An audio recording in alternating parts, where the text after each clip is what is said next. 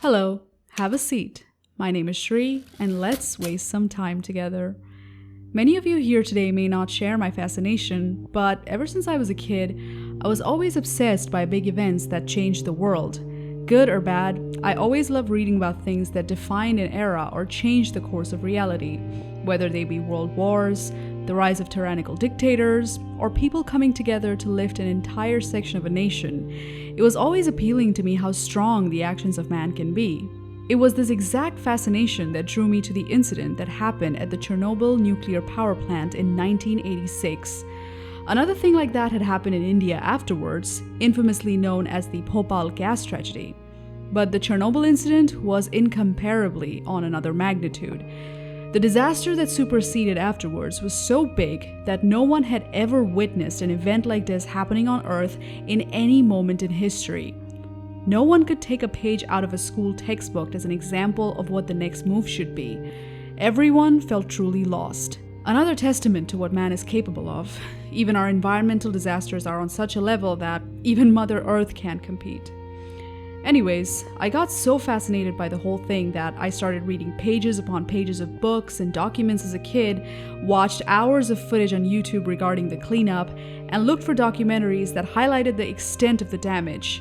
These men and women worked tirelessly to make sure that half the Earth wouldn't be labeled as uninhabitable. It was truly a once-in-a-lifetime incident, so naturally I assumed that movies would be made about this. I was too naive to know that as a kid that movies about disasters where hundreds of thousands of people died isn't really a great selling point. The story of Chernobyl was deemed too grim for a Hollywood audience, and I forgot about the idea of a movie like that. But when Hollywood finally announced that they'd release something on Chernobyl, I was all over the place in anticipation. Now, I hold the principle of not watching any trailers before movies. If you ask me why, just check out the trailer for the movie Southpaw. Once you watch that trailer, you don't even have to watch the movie anymore. So to avoid spoilers, I didn't watch anything on it or read anything on it, and I waited until finally it released, and me and my friend went to see it immediately after class. She actually kind of warned me that this was a horror movie, which at the time I didn't care for because I thought she meant like realistic horror like Schindler's List or Salo or something like that. The year was 2012 and my 18-year-old self was excited beyond words, but as the movie continued playing, I was quickly disappointed to realize that this was a more unrealistic, fictional tale of the Chernobyl incident that takes no inspiration from the original source material except maybe its geography. But still, I told myself, hey, I waited for a Chernobyl movie for a long time. I came here to have some fun, so maybe I'll give this spooky rendition of real events another chance. By the end of the movie, when we came out and my friend asked me what I thought about the film, my reaction was simply, "Tell them!"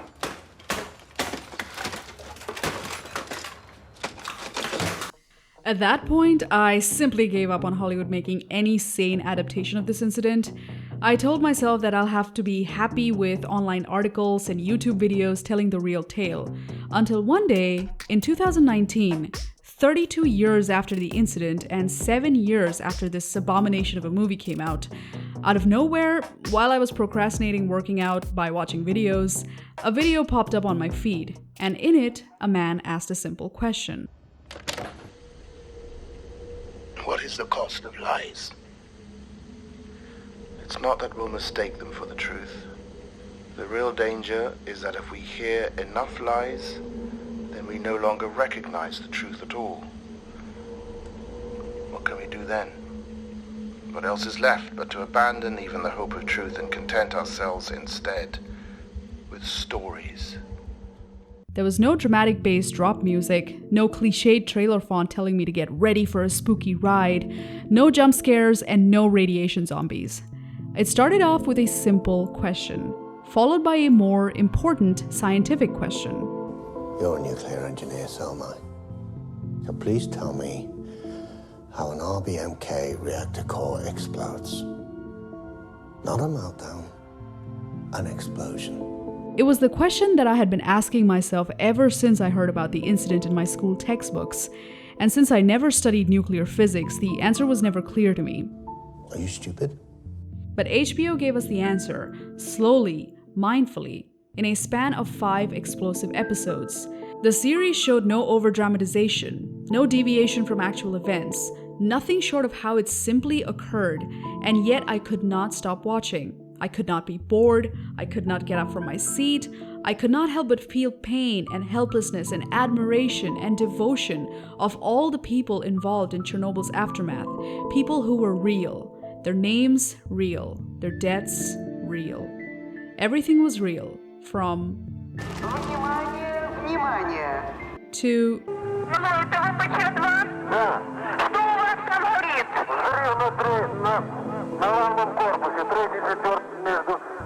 the recordings were real, the process real, everything except the men speaking English, which could be forgiven, can be researched online or in any book on Chernobyl available.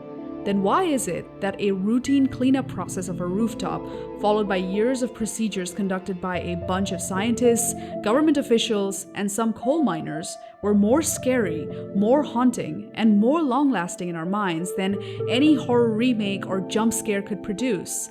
How did HBO's Chernobyl accomplish something Hollywood could not?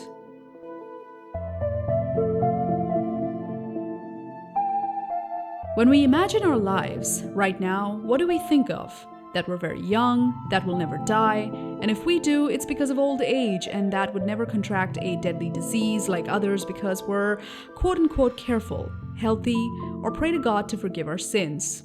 Then we see a documentary about the worst of the worst happening to a person who didn't deserve it at all, whether it's a rare illness, a racial atrocity, or the victim of a mass like Chernobyl, and we couldn't help but feel bad and shower them with outpourings of support, hold donations, and send gifts if we can, or simply demand for justice and a cure. The underlying emotion that incites this kind of visceral reaction is fear. Often, fear is primarily the motivator for us to empathize with other people, because when we see others go through something horrible, we tend to put ourselves in their shoes and imagine what life would be like if we were the victims instead. It's why we commend them for their bravery or mourn their losses. When I was sitting inside the theater watching Chernobyl Diaries back in high school, I felt none of that.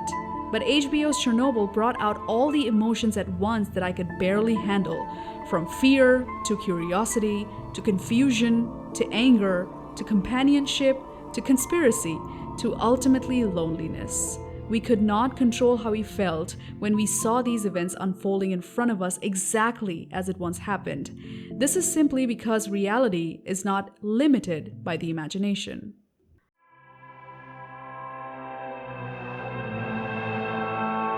Mark Twain once aptly said that truth is stranger than fiction, but it is because fiction is obliged to stick to possibilities, truth isn't. Fiction relies on the mindset of a human being, and even if someone's mindset is more colorful than others, they still won't be able to calculate the vastness of everything that could happen in real time.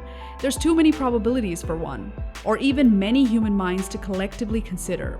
When we watch a horror film, most of the time we can expect what's going to happen. Sometimes, of course, the movie catches us by surprise, but often it is one or the other plausible scenarios, or one of the 3 or 4 scenarios that could have played out in our minds already. Reality, on the other hand, does not play by the rules of expert storytelling. It does not have to fit into anyone's realm of imagination, and shocks and surprises us in a way we often don't see coming. Hence the phrase, stranger than fiction. For example, in the case of Chernobyl, I don't think anyone saw the possibility of boron and sand forming into man-made lava, unless you're a scientist, the safety button acting as a detonator, and most importantly, heroes in the guise of ordinary men, doing things no comic book hero could even think of, and then, just like that, vanishing into nothingness, greeted by no glory and no songs sung about them.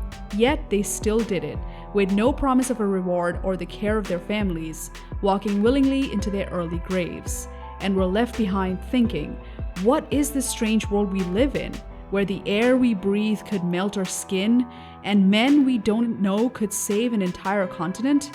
What a strange and beautiful world indeed.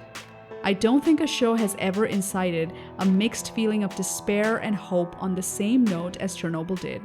I also don't think a horror director could ever build a fiction of something real like the Chernobyl disaster all on his own, because he'll need to have an understanding of nuclear physics, nuclear engineering, chemistry, and God knows what else. And even if he does, he still couldn't concoct most of the reasons how or why the reactor failed. The secrecy of the KGB, the lies within the government, and the corruption running so deep that an entire nation collapsed as a result of it. The most surprising of all the storylines that caught me off guard was the story of Lyudmila Ignatenko. Her personal story, her silent suffering was so powerful to me, maybe as a personal bias as a woman, that I was left speechless and crying. And I don't cry over a movie. I'm not a crier, okay? Maybe during Hachiko, a dog story, but if there's anyone out there that says they didn't cry during Hachiko, dude's a psychopath. Actually, that's a pretty good psychopath test. Anyways, reality is what it is, unpredictable, and oftentimes unimaginable, which makes it scarier.